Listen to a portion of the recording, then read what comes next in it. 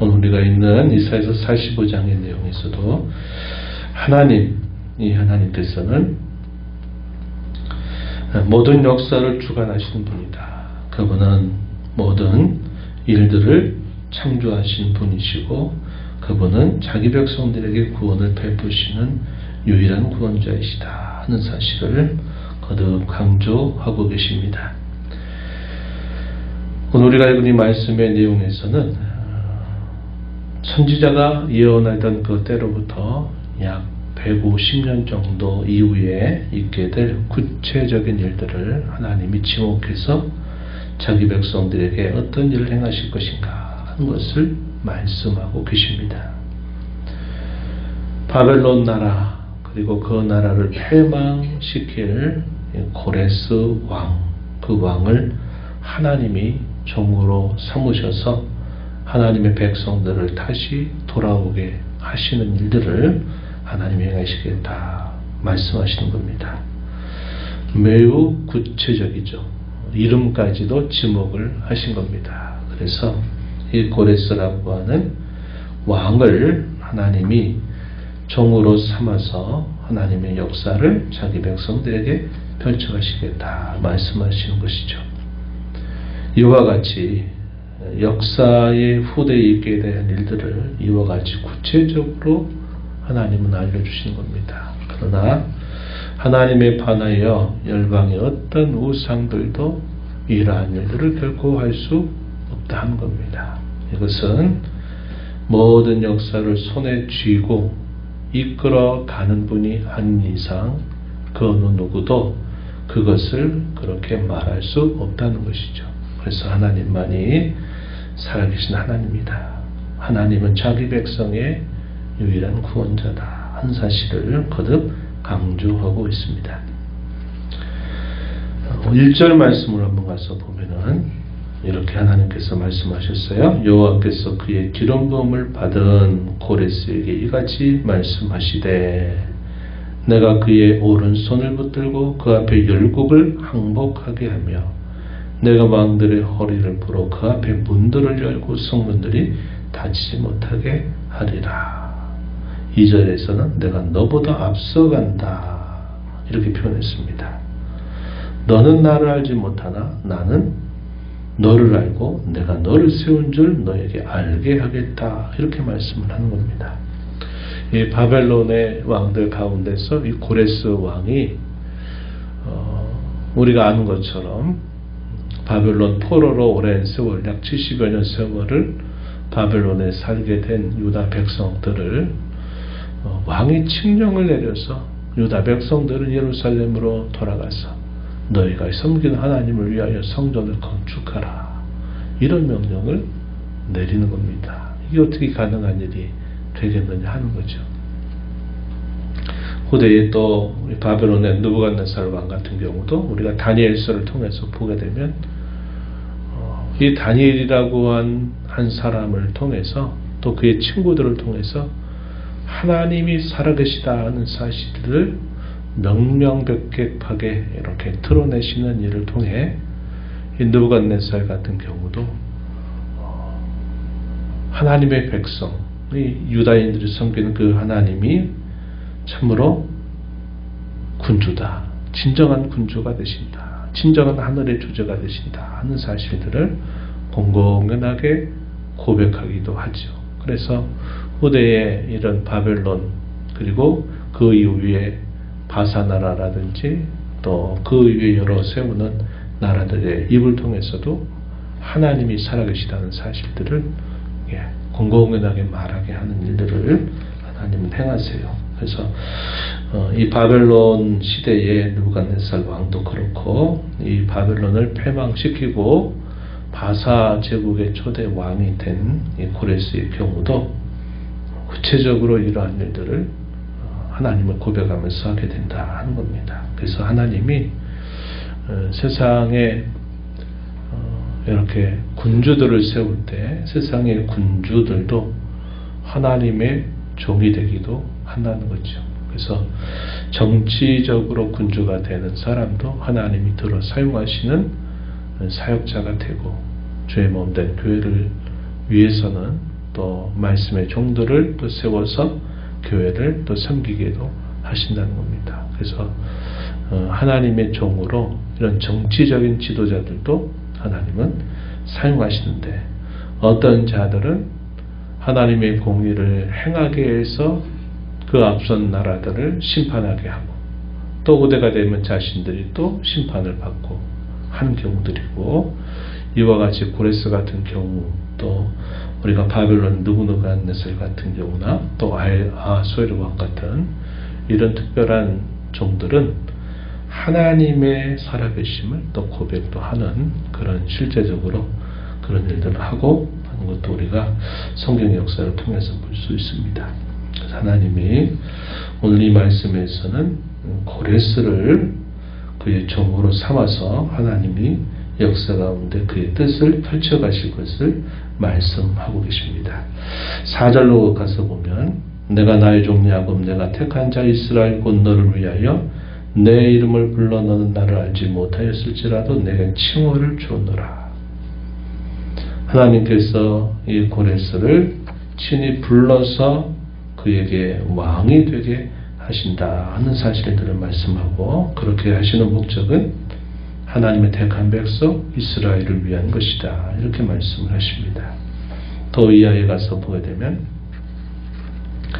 하나님께서는 공의를 일으키시고 그의 모든 길을 곧게 하실 것이다. 하나님이 역사를 주장하시면서 그런 일들을 하나님이 행하실 것을 말씀해 주고 계십니다.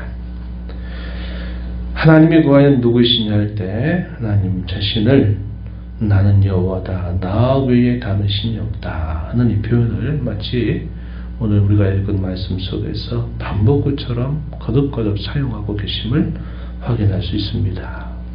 5절 말씀에 나는 여호와라, 나 외에 다른 이가 없나니 나밖에 신이 없다, 이런 말씀을 하시죠. 이 표현들이 계속 반복적으로 표현됩니다. 6절에서도 그렇고 또 18절에서도 가서 보면 끝에 나는 여호와라, 나 외에 다른 이가 없느니라, 이렇게 표현했습니다.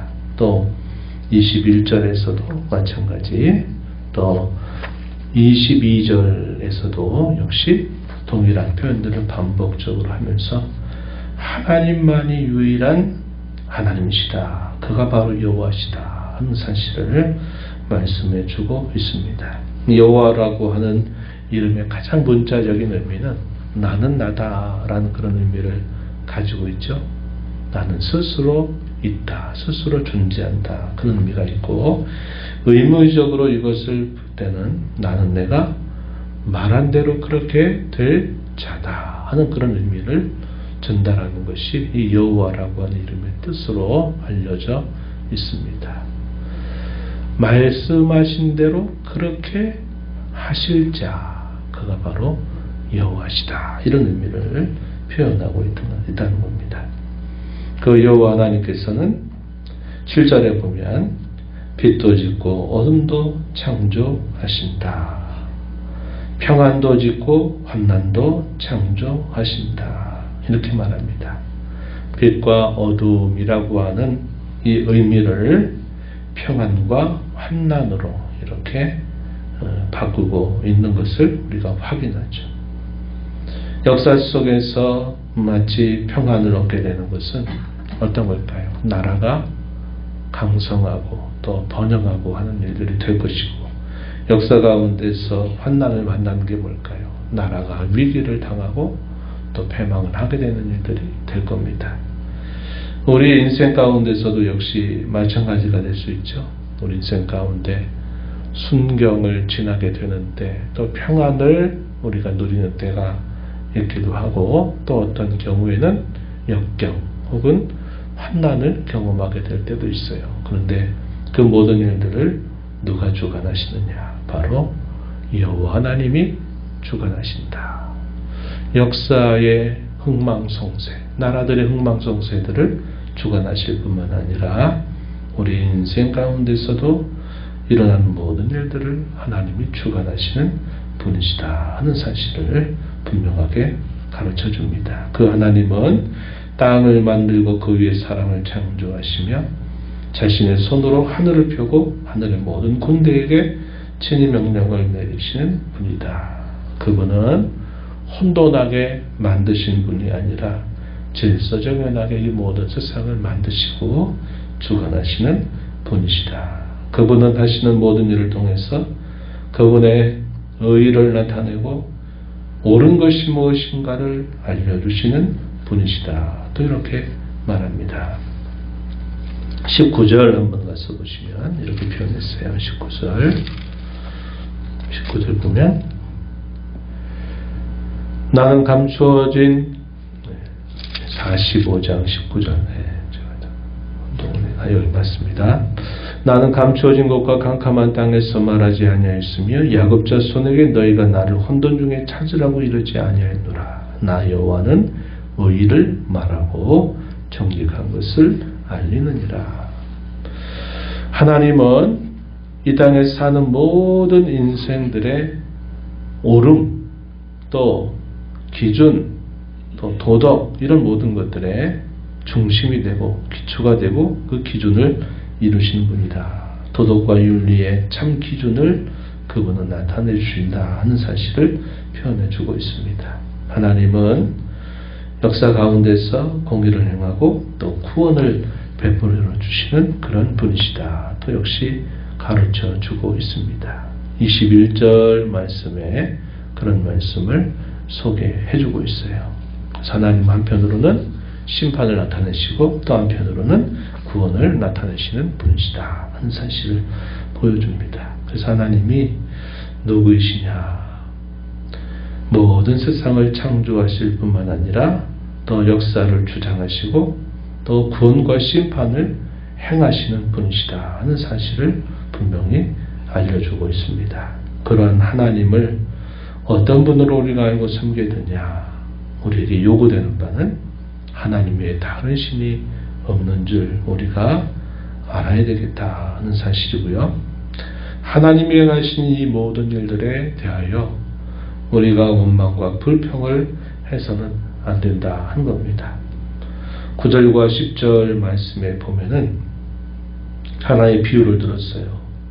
토기장이와 진흙이라고 하는 비유, 또 부모와 자녀라고 하는 비유를 통해서 진흙이 토기장이에게 뭐라고 할 수 없고 자녀가 부모를 향해서 뭐라고 명령하듯이 할 수가 없는 것처럼 하나님의 이런 주관적인 모든 섭리에 대해서 어떤 사람도 불평해서는 결코 안 된다. 이렇게 가르쳐 주고 있습니다. 하나님께 겸손하게 나와서 우리는 묻고 그분께 부탁을 드리는 자로 하나님을 대해야 될 것이고 그 하나님을 헛되이 찾지 말아야 된다. 또 우리에게 가르쳐 줍니다. 그 하나님을 우리가 경홀하게 가벼이 여기는 태도를 우리가 취해서는 안 될 것이고 그 하나님을 앙망하고 그 하나님께서 베풀어 주시는 그 의롭다함을 얻은 자답게 하나님의 이름을 자랑하는 자로 살아야 된다 하는 내용들을 오늘 우리가 있는 이 말씀은 우리에게 분명히 가르쳐 줍니다. 하나님이 과연 누구이신가? 무슨 일을 행하시는가? 하나님이 그의 백성들에게 베풀어 주시는 은혜가 무엇인가? 또 그 은혜를 받은 하나님의 백성들은 하나님 앞에 어떻게 그분을 대하고 살아야 될 것인가 하는 것을 오늘 본문 속에서 우리가 살펴볼 수 있습니다. 오늘 우리가 이 말씀을 보면서 하나님을 알고 그 하나님을 신뢰하고 하나님만을 섬기고 그 하나님 앞에 우리의 마음가짐을 늘 바르게 해서 하나님을 가벼이 대하지 않는 자세를 갖고 그 하나님의 이름을 높이 자랑하면서 살아가는 저와 여러분이 되어야 하겠습니다. 이런 은혜가 저희의 남은 삶에 여러분의 남은 삶에 늘 함께하기를 축원합니다. 하나님 아버지 감사합니다. 지난 밤에도 저희에게 힘을 주시고 이 새벽 시간 저희를 깨워주셔서 오늘도 말씀하신 하나님, 저희에게 가까이 찾아오시는 하나님을 배우게 하심을 감사합니다. 하나님만이 유일한 구원자이시다. 하나님은 나는 여호와다 나밖에 다른 신이 없다라는 사실을 거듭거듭 말씀해 주셨습니다. 말씀하신 대로 그대로 행하시는 하나님, 장래에 있게 될 일들을 구체적으로까지 때로는 알리시면서 그들 가운데 어떤 일들이 펼쳐질까를 말씀하시기도 하시는 하나님, 또 하나님께서 환난과 또 평안도 창조하시고 빛과 어둠도 창조하시는 모든 일들을 주관하시는 하나님이신 줄 저희가 다시 배웁니다. 그 하나님이 저희를 사랑하셔서 영원한 하나님의 백성으로 삼으시고 저희들을 의로운 백성으로 만들어 주시는 은혜를 감사하면서 하나님의 이름을 높이 자랑하고 하나님을 진실한 마음과 성실한 마음과 경외하는 마음으로 하나님을 늘 대하며 살아가는 저희의 삶이 되게 해 주시옵소서. 주 앞에 나와 기도하는 모든 심령들의 간구를 귀 기울여 주시고 응답해 주시기를 바라며 예수님 이름으로 기도하옵나이다.